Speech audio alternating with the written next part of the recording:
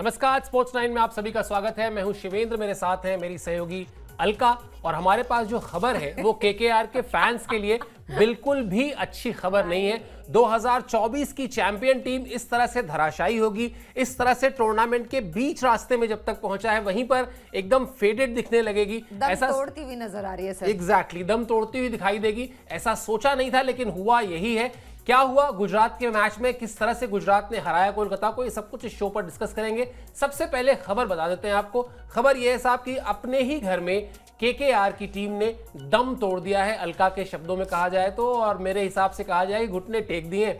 और स्थिति यह है कि गुजरात टाइटंस ने 39 रनों से हरा दिया है केकेआर को। कोलकाता की टीम 159 रन ही बना पाई, जबकि उसके सामने जो लक्ष्य था वो 199 रन का था। यहां से प्लेऑफ की जो रेस है, प्लेऑफ की जो चाहत है उनकी, वो बहुत मुश्किल हो गई है। उस पर थोड़ी देर बाद बात करेंगे। लेकिन अलका, 199 चाहिए थे, 159 बने। आप मैच में कहीं नहीं थे, कहीं भी दिखे ही नहीं, ना बॉलिंग में दिखे ना बैटिंग में दिखे।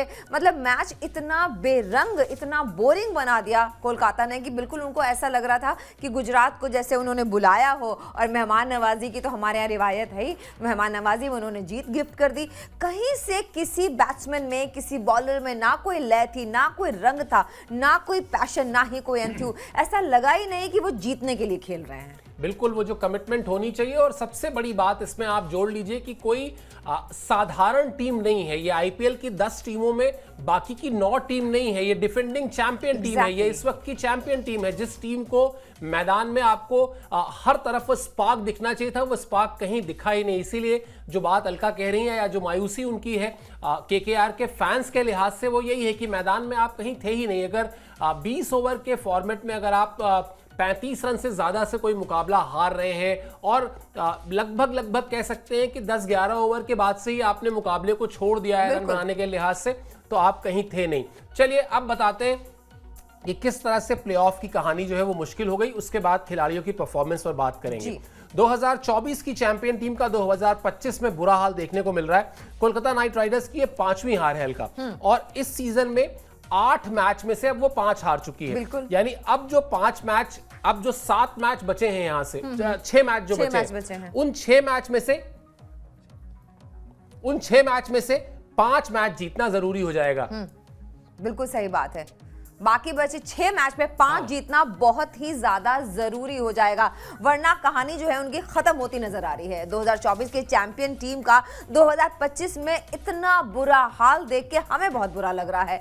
कोलकाता नाइट राइडर्स की 5वीं हार है, और इस सीजन में 8 मैच में केकेआर की 5 हार हो चुकी है। 5 मैच और जीतने पर प्लेऑफ की उम्मीद बन सकती है, लेकिन जिस तरीके से केकेआर की टीम परफॉर्म कर रही है, जिस तरीके से केकेआर की टीम खेल रही है, ऐसा लग नहीं रहा है कि बाकी मैचेस जीतने का दम रखती है या फिर वो जीतना चाहती है।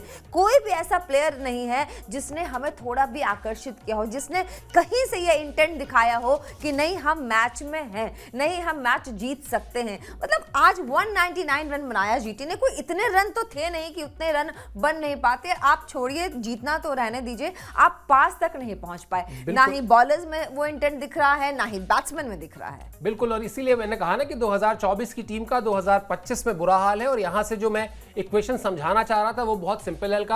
अब आपके पास खाते में कितनी जीत है? सिर्फ 3 जीत है, ठीक है। मान लेते हैं कि 8 जीत यानी 16 पॉइंट आपको प्लेऑफ में जाने के लिए चाहिए।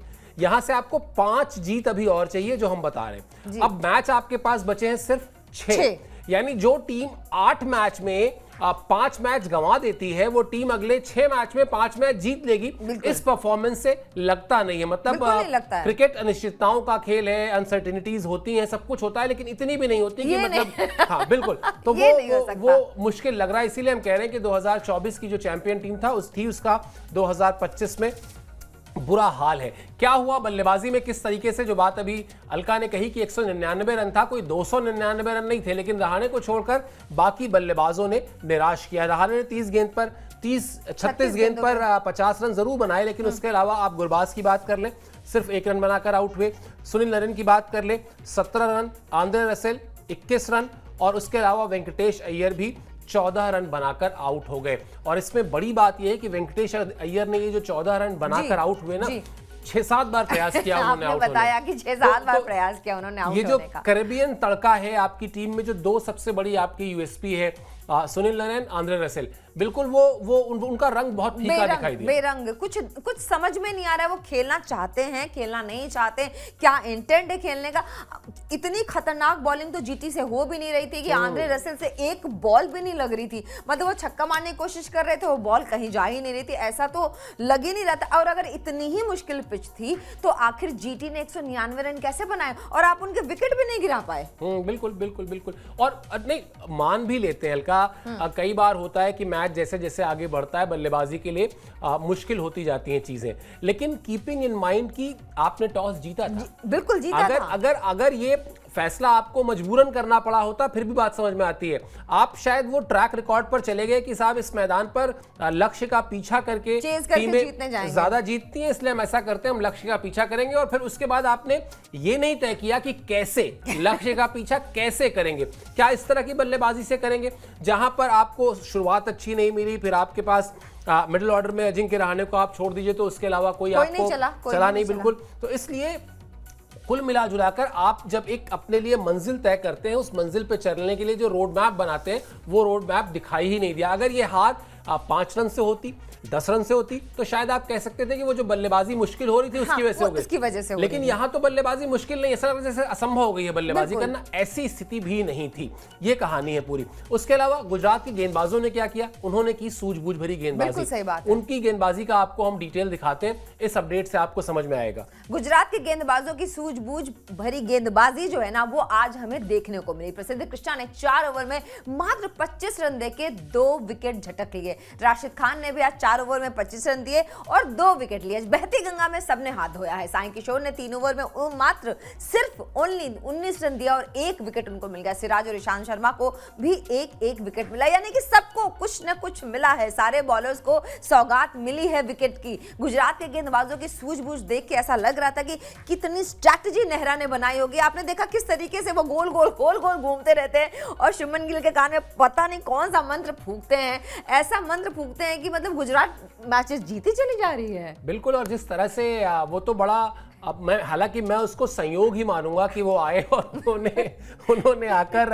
जैसे ही उनसे बात की शुभमन गिल से, और उसके बाद अगले ही ओवर में विकेट गिर गया और इंपॉर्टेंट विकेट गिरा। पिछले मैच में भी हुआ था सेम। हाँ, वही मैं कह रहा हूँ। हाँ, वो संयोग है ऐसा। और या फिर हो सकता है, मुझे जो चीज संयोग लग रही है वो हो सकता है उनकी कोई स्ट्रैटेजी हो जिसमें वो आकर कुछ बताते हो, कुछ बॉलिंग चेंजेस बताते हो, या किसी बल्लेबाज के लिए स्पेसिफिक जगह पर फील्ड सेट करने के लिए बात करते हो, कुछ तो वो बताते हैं। सर एक बात बताओ जी, जब वो खेलते थे तब वो इतने अच्छे गेंदबाज नहीं थे जितने अच्छे वो कोच बन गए। मतलब एक्चुअली उनकी स्ट्रैटेजी क्या इतनी सटीक होती है कि जब भी कान में कोई मंत्र फूंकते हैं शुभमन गिल के, वो वहां तक पहुंच जाती है एनर्जी और उसके बाद बल्लेबाज आउट हो जाता है। जो आप बात कह रही थी कि कई बार कोई खिलाड़ी बहुत अच्छा खेलता नहीं है, लेकिन कोच बहुत अच्छा हो सकता है। और कई बार आप अपनी गलतियों से सीख के दूसरे को बेहतर बता सकते हैं। हालांकि आशीष नेहरा के अंदर एक खासियत तो थी। अगर आज, और ये बड़ी बात है, मतलब मैं बिल्कुल इस बात का क्रेडिट उनको देना चाहता हूं, भारत और पाकिस्तान के क्रिकेट रिश्तों में अगर आप देखेंगे 2004 एक बड़ा डिफाइनिंग ईयर है।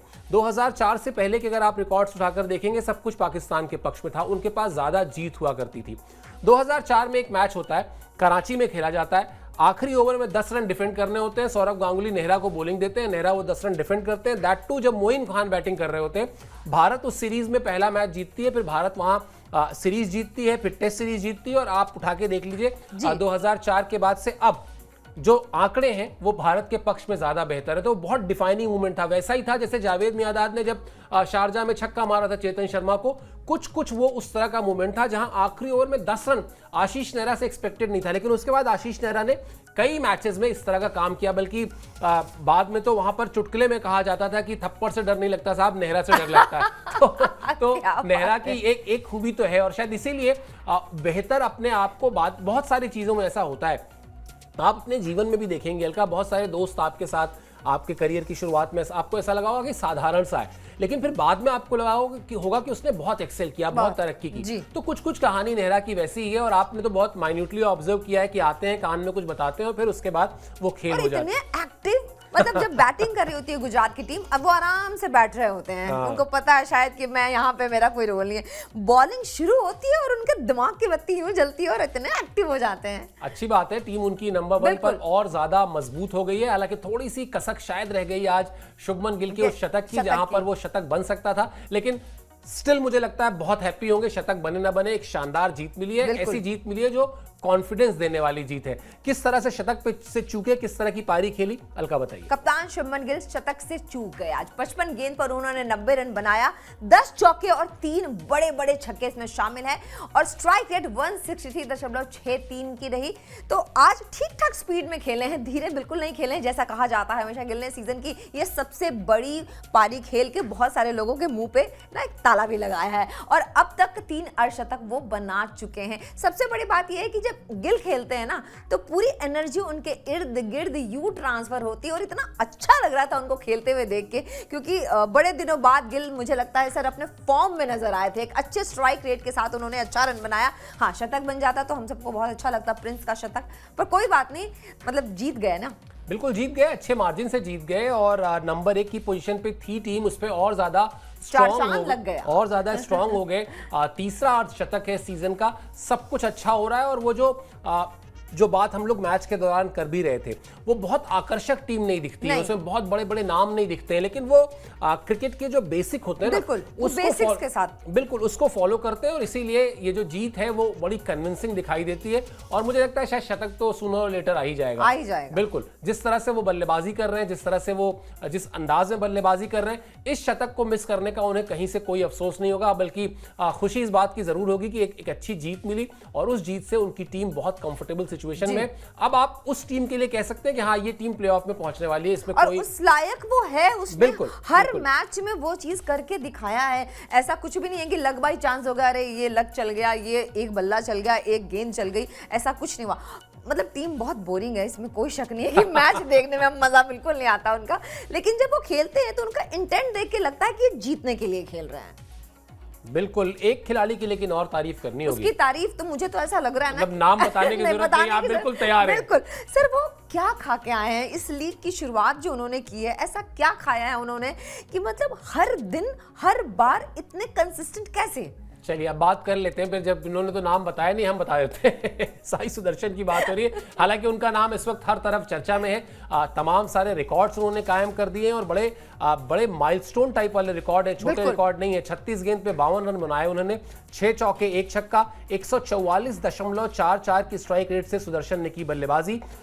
उसके अलावा जोस बटलर ने 23 गेंद पर 41 रन की पारी खेली और बटलर की पारी में 8 चौके और 178.26 की स्ट्राइक रेट थी। तो ये तो दो वो स्टार हो गए इस मैच में जीत के। अभी साई सुदर्शन पर अलग से बात कर लेंगे, लेकिन जो बात हम लोग अभी कर रहे थे ना, 199 रन तक पहुंचना है जी। हमारे पास कोई बहुत बड़ा नाम नहीं है ऐसा, मतलब अगर आप शुभमन गिल को भी इंटरनेशनल क्रिकेट में देखेंगे तो कोई नए प्लेयर हैं, अपेक्षाकृत ठीक है, रन्स किए हैं, प्रिंस कहलाते हैं, सब कुछ है, लेकिन उनके साथ कोई लेगेसी नहीं चली आ रही है। वो विराट कोहली नहीं, वो रोहित शर्मा नहीं, ठीक है ना।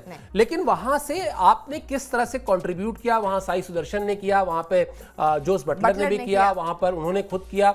कुल मिलाजुलाकर आपने स्कोरबोर्ड पर रन उतने ही जोड़ दिए जितने वो बड़े नाम वाले खिलाड़ी और सबसे बड़ी बात, उनके सारे खिलाड़ी मिलकर जितना रन बनाते उतना इन तीनों ने मिलकर बना लिया रन। बिल्कुल, बिल्कुल।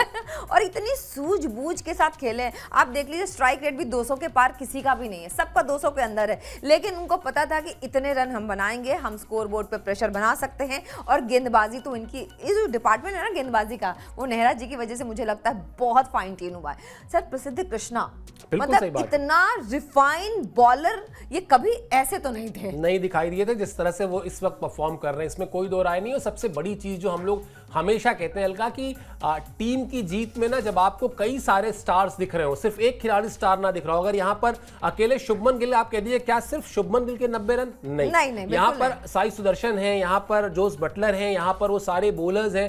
तो जब आप एक कप्तान को ना अपनी टीम में 7, 8, 5, 6 मैच विनर्स दिखाई दे, वही टीम हमेशा बड़े टूर्नामेंट्स में अच्छा करती है। चलिए अब साई सुदर्शन के उन रिकॉर्ड्स की बात कर लेते हैं जिसका हम जिक्र कर रहे थे। दिखाइए जरा वो अपडेट जिसमें कि ये जानकारी है कि किस तरह से उन्होंने रिकॉर्ड्स बनाए हैं। ये जो शानदार प्रदर्शन है उनका, इसमें इसके अलावा 8 पारियों में उनका 3 अर्धशतक हो गया है। लेकिन जो बड़ी चीज है वो अलका ये है कि शतकीय साझेदारी के मामले में अभी तक ऐसा नहीं है। हाँ। शतकीय साझेदारियां आईपीएल में 10-10 हुई हैं जी। लेकिन इनकी जो इन्होंने 6 कर ली हैं, इसमें बड़ी बात क्या है कि दोनों इंडियंस हैं, दोनों इंडियंस वरना शिखर धवन, डेविड वार्नर या एक खिलाड़ी कोई विदेशी है, एक होता है, देशी है, जी। यहाँ पर दोनों शुद्ध एकदम 24 कैरेट कहते हैं, 24 कैरेट खरे इंडियन प्लेयर्स हैं दोनों, लेकिन दोनों ही शानदार परफॉर्मेंस कर रहे हैं और इस सीजन में 400 प्लस रन जोड़ने वाली ये पहली जोड़ी है। तो शायद शुभमन गिल और साई किशोर जिस तरह से एक दूसरे को कॉम्प्लीमेंट कर रहे हैं, मतलब एक आदमी जैसे ही देखता है कि अगर कोई गेंदबाज दूसरे पर दबाव बना रहा है, वो कहता है अब आप रुक जाइए, आप सिंगल लेके स्ट्राइक मुझे दीजिए, इस गेंदबाज को मैं खेलता हूं। यही शायद ओपनिंग की सबसे बड़ी जरूरत है और उस जरूरत पर इन दोनों खिलाड़ियों ने अपने आप को बिल्कुल खरा पाया है। बिल्कुल सही बात है। और ये साई सुदर्शन तो सच में मुझे ऐसा लग रहा है कोई प्रण लेके आए हैं, कोई कसम खा ली है मुझे हर मैच में अच्छा खेलना है। मतलब लीग के जितने मैचेस जीटी ने खेले हैं, सिर्फ एक मैच है जिसमें उनका रन सिंगल डिजिट में है, बाकी हर बार उन्होंने एक अच्छा रन बना के दिया है टीम के लिए और चेहरे पे कोई एक्सप्रेशन नहीं। मतलब जब आज बाउंड्री पे खड़े भी थे, पीछे से कुछ फैंस शायद कुछ पूछ रहे होंगे, बोल रहे होंगे, कोई एक्सप्रेशन नहीं, कुछ भी हो हल्ला नहीं, बिल्कुल भी डाउन टू अर्थ, बिल्कुल डाउन टू अर्थ, बिल्कुल अंडर प्ले करते हैं। मतलब गजब का खिलाड़ी है, मतलब इस लीग में तो खास तौर से बहुत ही कमाल कर रहे हैं। बिल्कुल, और उन्होंने कमाल किया है उनके हमनाम जो है दूसरे जो गेंदबाज हैं, जो बिल्कुल वो भी छोटे साइज बड़ा धमाका, छोटा पैकेट बड़ा धमाका, वो बड़ा धमाका कर रहे हैं। जिस तरीके से वेंकटेश अय्यर चाह भी रहे थे कि वो आउट हो जाए क्योंकि बॉल नहीं कनेक्ट हो रहा था आज उनसे, और शायद मतलब हाँ। सर एक ही अच्छे पारी खेली है उन्होंने बस मतलब उन्होंने जितनी भी कोशिश की आउट होने की, उसमें कई बार वो मतलब लगा कि आप इस बॉल पर या तो वो उनके स्टंप्स बिखरने वाले हैं या फिर वो एलबी होने वाले हैं, लेकिन फाइनली साई किशोर ने उनको आउट किया। और जो एक ठीक है, बल्लेबाज अगर रंग में नहीं भी है तो भी जब तक वो क्रीज पर है आपको इस बात का खतरा रहता है कि एक दो बॉल अच्छा कनेक्ट हो गया तो क्या पता कि उसके बल्ले से फिर चीजें कनेक्ट होने लगे। लेकिन साई किशोर ने कहा कि नहीं, मैं अब इनको भी जाने देते हैं मैं भी कुछ अपना कंट्रीब्यूशन कर देता हूं, तो उन्होंने वो एक इंपॉर्टेंट विकेट ले ही लिया। बहुत कोशिश की वेंकटेश ने और फाइनली जो है 14 रन बनाकर 19 गेंद पर 14 रन। किशोर ने बोला अब बस हो गया, अब आपकी कोशिश को हम कामयाब करेंगे, अब आप जाएं यहाँ से। चलिए, तो केकेआर के फैंस के लिए खबर अच्छी नहीं है। जैसा हमने शो की शुरुआत में बताया था, अब 6 जो मैचेस बचे हैं उन 6 मैचेस में से 5 मैचेस जीते और उसके बाद फिर बाकी टीमों के हारने की भी बैठ के दुआ करते रहे, इंतजार करते रहे। कुल मिला जुलाकर बुरा इस लिहाज से लगता है कि जो टीम 2024 में चैंपियन रही हो, उस टीम से कहां गलतियां हुई।